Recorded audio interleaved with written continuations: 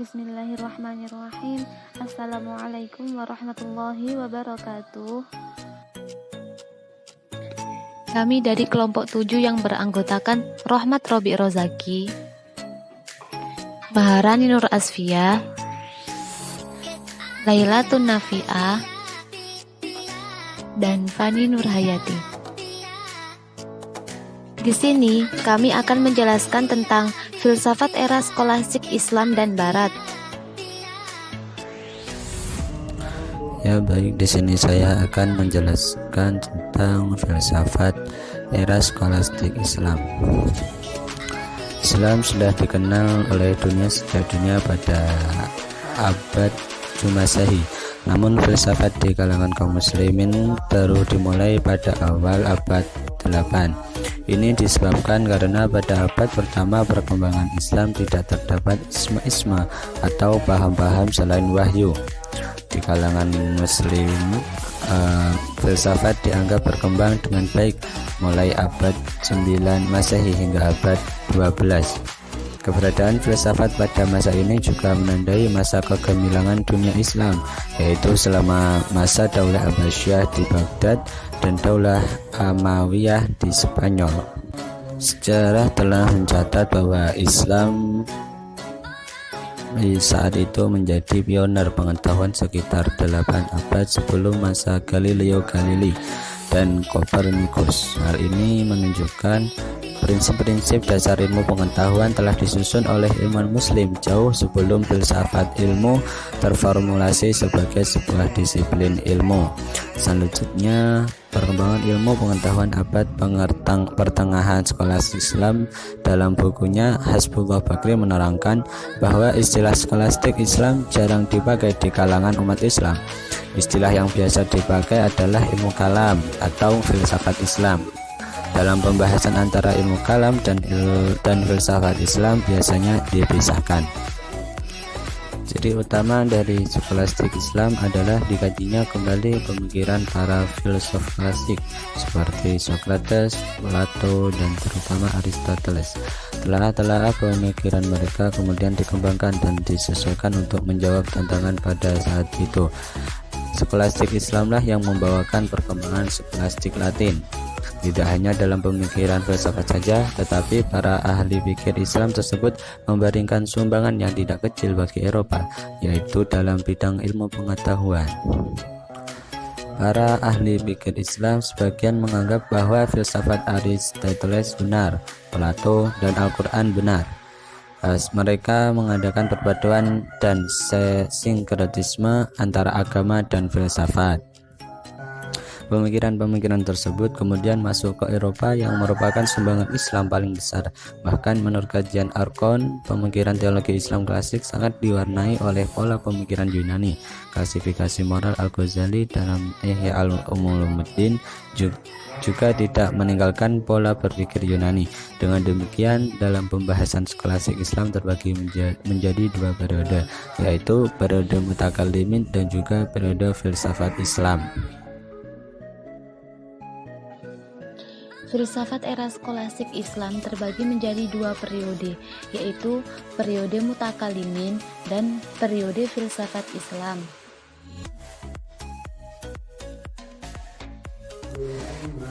Baik, filsafat skolastik Islam periode pertama yaitu periode mutakallimin. Di sini muncul beberapa sekte atau aliran. Yang pertama Al-Khawarij. Mereka berpendapat setiap orang dari umat Muhammad yang terus-menerus berbuat dosa besar dan hingga matinya belum juga tobat, maka orang itu dihukum mati kafir dan kekal di alam neraka.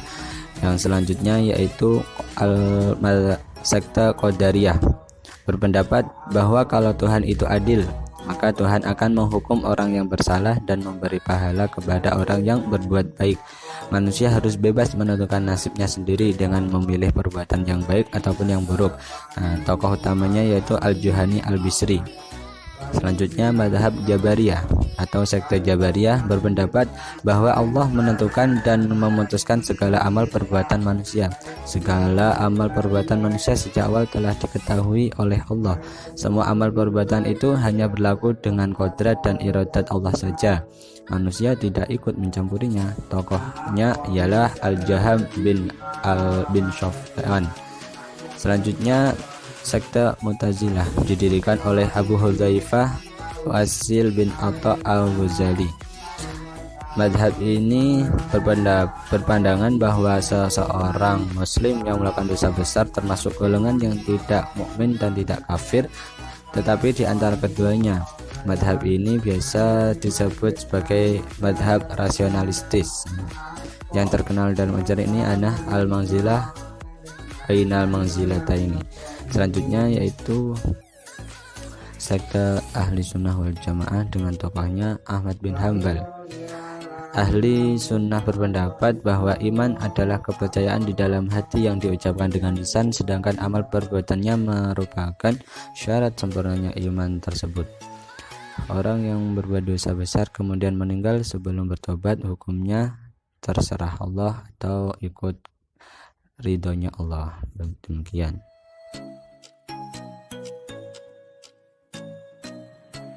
Di sini saya akan melanjutkan materi selanjutnya, yaitu periode filsafat Islam. Yang pertama tokohnya adalah Al-Kindi. Al-Kindi hidup pada tahun 796 sampai 873 Masehi pada masa Khalifah Al-Ma'mun dan Al-Mu'tasim. Al-Kindi menganut aliran Mu'tazilah dan kemudian belajar ilmu filsafat. Menurut Al-Kindi sendiri, ilmu filsafat itu yang paling tinggi adalah filsafat tentang Tuhan. Kata Al-Kindi, filsafat yang termulia dan tertinggi derajatnya adalah filsafat utama, yaitu ilmu tentang yang benar pertama yang menjadi sebab dari segala yang benar. Maksudnya adalah kebenaran ialah bersesuaian apa yang ada dalam akal dan yang ada di luar akal. Tokoh kedua yaitu Al-Farabi. Al-Farabi hidup tahun 870 sampai 950 Masehi. Dia meninggal dalam usia 80 tahun. Filsafatnya yang terkenal adalah teori emanasi. Emanasi itu adalah pancaran. Filsafatnya mengatakan bahwa yang banyak ini timbul dari yang satu. Tuhan bersifat maha satu, tidak berubah. Jauh dari materi, jauh dari arti banyak, maha sempurna dan berhajat apapun. Kalau demikian hakikat sifat Tuhan. Bagaimana terjadinya alam materi yang banyak ini dari yang maha satu? Menurut Al-Farabi, alam terjadi dengan cara emanasi dari Tuhan yang berubah menjadi suatu maujud. Perubahan itu mulai dari akal pertama sampai akal ke-10. Kemudian dari akal ke-10 muncullah berupa bumi serta roh-roh dan materi pertama yang menjadi dasar dari 4 unsur, yaitu api, udara, air, dan tanah. Pada falsafat kenabian, dia mengatakan bahwa nabi dan rasul adalah pilihan, dan komunikasi dengan akal ke-10 terjadi bukan atas usaha sendiri, tetapi atas pemberian Tuhan. Kemudian Ibnu Sina. Ibnu Sina lahir di Ashifana 980 Masehi dan wafat di Isfahana tahun 1037 Masehi. Pemikiran terpenting yang dihasilkan oleh Ibnu Sina adalah tentang jiwa. Ibnu Sina juga menganut paham pancaran. Jiwa manusia memancar dari akal ke-10. Dia membagi jiwa dalam 3 bagian, yaitu ada nafsu nabatiyah, nafsu hayanawiyah, dan nafsu natiqah. Tokoh selanjutnya yaitu Ar-Razi. Tempat tanggal lahir di Tahiran 863 Masehi. Dalam filsafatnya mengenai hubungan manusia dengan Tuhan, ia berpendapat bahwa kesenangan manusia sebenarnya ialah kembali kepada Tuhan dengan meninggalkan alam materi, seperti filsafatnya Pythagoras. Untuk kembali kepada Tuhan, roh manusia harus terlebih dahulu disucikan, dan yang dapat mensucikan roh ialah ilmu pengetahuan dan pantang mengerjakan sesuatu yang tidak baik. Ar-Razi pun mengatakan agar manusia tidak terlalu zahid dan juga tidak terjebak dengan kesenangan materi. Tentang filsafat 5 kekal, menurut Ar-Razi ada 5 hal yang kekal dalam kehidupan ini, yaitu Tuhan, jiwa universal, materi pertama, ruang absolut, dan zaman absolut. 5 hal ini kemudian dikenal sebagai doktrin 5 yang kekal. Tokoh selanjutnya yaitu Ibnu Rushdi. Tempat tanggal lahir pada tahun 1126. Pendapat bahwa antara Islam dan filsafat tidak bertentangan. Bahkan ia menambahkan bahwa setiap orang Islam diwajibkan atau sekurang-kurangnya dianjurkan mempelajari filsafat. Tugas filsafat tidak lain adalah berpikir tentang wujud untuk mengetahui pencipta semua yang ada ini. Lebih lanjut, Ibnu Rushdi mengatakan bahwa setiap muslim mesti percaya pada 3 dasar agama, yaitu percaya akan adanya Tuhan, Rasul, dan hari kebangkitan. Seseorang tidak percaya kepada salah satu di antara ketiga unsur tersebut, maka ia dapat digolongkan sebagai orang kafir.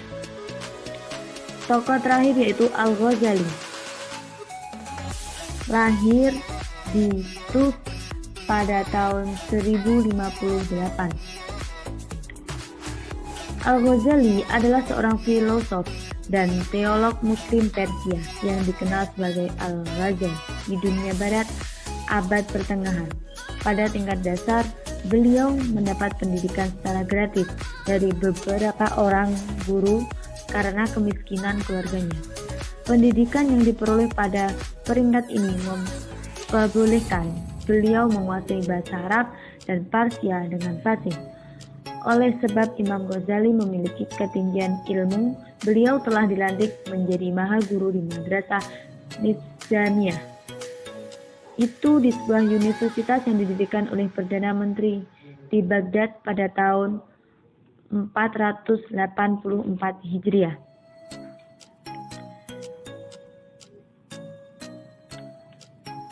Dari beberapa kajian di atas, filosof Muslim dalam pemikirannya selalu bersandar kepada Tuhan meskipun rasio digunakan secara bebas dan radikal, namun masih terkendali oleh wahyu yang merupakan pangkal dari agama Islam. Materi selanjutnya akan dilanjutkan teman saya.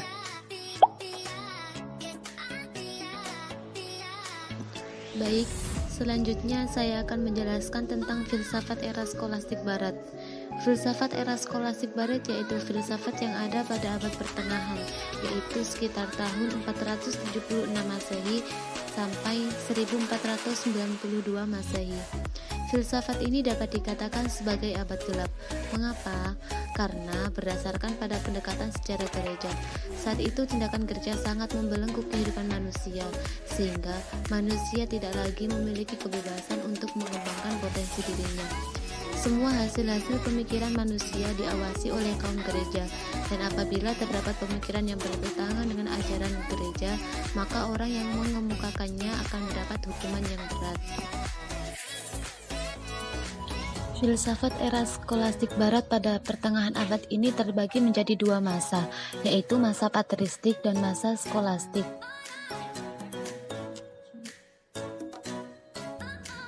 Periode patristik. Patristik berasal dari kata Latin patres yang berarti bapak-bapak gereja. Ialah ahli agama Kristen pada abad permulaan agama Kristen. Di dunia barat, agama Katolik mulai tersebar dengan ajarannya tentang Tuhan, manusia, dan etikanya. Untuk mempertahankan dan menyebarkannya, maka mereka menggunakan filsafat Yunani dan memperkembangkannya lebih lanjut, khususnya mengenai soal-soal tentang kebebasan manusia, kepribadian, kesusilaan, sifat Tuhan. Pada masa patristik ini, tokoh-tokoh yang berpengaruh diantaranya adalah yang pertama Augustinus. Sejak mudanya ia telah mempelajari bermacam-macam aliran filsafat, antara lain Platonisme, dan skeptisisme. Ia telah diakui keberhasilannya dalam membentuk filsafat abad pertengahan, sehingga ia dijuluki sebagai guru skolastik yang sejati. Ia seorang tokoh besar di bidang teologi dan filsafat. Setelah ia mempelajari aliran skeptisisme, ia kemudian tidak menyetujui atau menyukainya karena di dalamnya terdapat pertentangan batinnya. Orang dapat meragukan segalanya, akan tetapi orang tidak dapat meragukan bahwa ia ragu-ragu. Seseorang yang ragu-ragu sebenarnya ia berpikir, dan seorang yang berpikir sesungguhnya ia berada atau eksis. Yang selanjutnya adalah Tertullianus. Di antara para pembela iman Kristen adalah Tertullianus. Ia dilahirkan bukan dari keluarga Kristen, tetapi setelah melaksanakan pertobatan, ia menjadi gigih membela Kristen secara fanatik. Ia menolak kehadiran filsafat Yunani, karena menurutnya filsafat dianggap sesuatu yang tidak perlu. Baginya berpendapat bahwa wahyu Tuhan sudahlah cukup, dan tidak ada hubungan antara teologi dengan filsafat.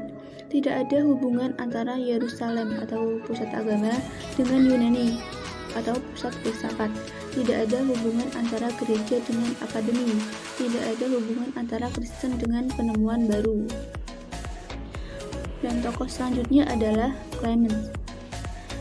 Ia juga termasuk pembela Kristen, tetapi ia tidak membenci filsafat Yunani. Pokok-pokok pikirannya adalah sebagai berikut. Yang pertama, pemberian batasan-batasan terhadap ajaran Kristen untuk mempertahankan diri dari otoritas filsafat Yunani. Yang kedua, memerangi ajaran yang anti terhadap Kristen dengan menggunakan filsafat Yunani. Yang terakhir, filsafat dapat dipakai untuk membela iman Kristen dan memikirkan secara mendalam. Tokoh yang selanjutnya adalah Justinus Martyr. Menurut pendapatnya, agama Kristen bukan agama baru, karena Kristen lebih tua dari filsafat Yunani. Selanjutnya, dia katakan bahwa filsafat Yunani itu mengambil dari kitab Yahudi. Pandangan ini didasarkan bahwa Kristus adalah Logos. Dalam pengembangan aspek logosnya ini, orang-orang Yunani atau Socrates, Plato, dan lain-lain kurang memahami apa yang terkandung dan memancar dari logosnya, yaitu pencerahan, sehingga orang-orang Yunani dapat dikatakan menyimpang dari ajaran murni. Selanjutnya yaitu masa skolastik. Kata skolastik menjadi istilah bagi filsafat pada abad 9-15 yang mempunyai corak khusus, yaitu filsafat yang dipengaruhi agama. Perkataan skolastik merupakan corak khas dari sejarah filsafat abad pertengahan. Filsafat skolastik adalah filsafat yang mengabdi pada teologi atau filsafat yang rasional, memecahkan persoalan-persoalan mengenai berpikir, sifat ada, kejasmanian, kerohanian, baik dan buruk. Pada dasarnya, sampai pertengahan abad ke-12, orang-orang barat belum pernah mengenal filsafat Aristoteles secara keseluruhan. Skolastik Islamlah yang membawa perkembangan filsafat di barat, terutama berkat tulisan dari para ahli pikir Islam seperti Ibnu Rushd. Peran ahli pikir Islam ini besar sekali, tidak hanya dalam pikiran filsafat saja, akan tetapi juga memberi sumbangan yang tidak kecil bagi bangsa Eropa, yaitu dalam bidang ilmu pengetahuan. Namun, setelah pemikiran-pemikiran Islam ini masuk ke Eropa, banyak buku filsafat dan peranan para ahli pikir Islam atas kemajuan dan peradaban bangsa barat sengaja disembunyikan, karena mereka tidak mengakui secara terus terang jasa para ahli pikir Islam itu dalam mengantarkan kemoderatan barat. Pada masa skolastik ini, banyak muncul tokoh-tokoh filsafat yang pemikirannya berpengaruh pada saat itu. Di antaranya, yang pertama adalah Thomas Aquinas. Karya Thomas Aquinas telah menandai taraf yang tinggi dari aliran skolastisisme pada abad pertengahan. Ia adalah seorang pendeta dominokan gereja Katolik. Ia berusaha untuk membuktikan bahwa iman Kristen secara penuh dapat dibenarkan dengan pemikiran logis. Thomas telah menafsirkan bahwa Tuhan sebagai tukang boyong yang tidak pernah berubah dan yang tidak berhubungan atau tidak mempunyai pengetahuan tentang kejahatan-kejahatan di dunia. Tuhan tidak pernah mencipta dunia, tetapi zat dan pemikirannya tetap abadi. Oke, yang selanjutnya adalah William Ockham. Menurut pendapatnya, pikiran manusia hanya dapat mengetahui barang-barang atau kejadian-kejadian individual, dan konsep-konsep atau kesimpulan-kesimpulan umum tentang alam hanya merupakan abstraksi buatan tanpa kenyataan. Pemikiran yang hanya demikian ini dapat dilalui hanya lewat intuisi, bukan lewat logika. Di samping itu, ia membantah anggapan skolastik bahwa logika dapat membuktikan doktrin teologis.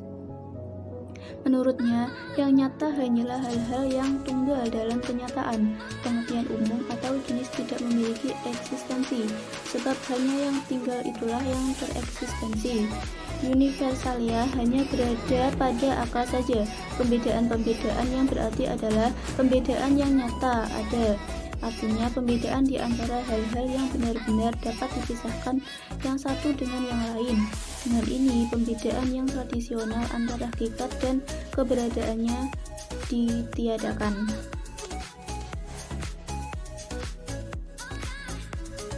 Tokoh selanjutnya adalah Peter Abelardus. Eropa membuka kembali kebebasan berpikir yang dipelopori oleh Peter Abelardus. Ia menginginkan kebebasan berpikir dengan membalik diktum Augustinus, Anselmus, Credo, Ut Intellegam, dan merumuskan pandangannya sendiri menjadi Intellego ad Credum. Peter Abelardus memberikan status yang lebih tinggi kepada penalaran daripada iman. Dan selanjutnya adalah Nicolas Casaux. Ia sebagai tokoh pemikir yang berada paling akhir pada masa skolastik. Menurutnya, terdapat 3 cara untuk mengenal, yaitu melalui indera, melalui akal, dan melalui intuisi. Segala makhluk adalah gambar Allah dalam 3 alam, yaitu alam indrawi, alam akali, dan alam rohani. Manusia sebagai kesatuan dari 3 alam ini menjadi pusat seluruh penciptaan. Ia adalah gambar Allah yang sempurna, suatu mikrokosmos. Jiwanya tidak dapat mati dan hanya untuk sementara waktu saja dihubungkan dengan tubuh. Pada waktunya nanti seluruh jagat raya akan kembali kepada Allah, Sang Penciptanya. Jalan kembali ini digerakkan oleh kasih yang dimungkinkan oleh Kristus. Demikianlah pemikiran Nikolaus ini sebagai upaya mempersatukan seluruh pemikiran abad pertengahan yang dibuat ke suatu sintesa yang lebih luas. Sintesa ini mengarah ke masa depan dan pemikirannya ini tersirat suatu para humanis. Cukup itu yang bisa kami sampaikan, kurang lebihnya kami mohon maaf yang sebesar-besarnya. Akhir kata, wassalamualaikum warahmatullahi wabarakatuh.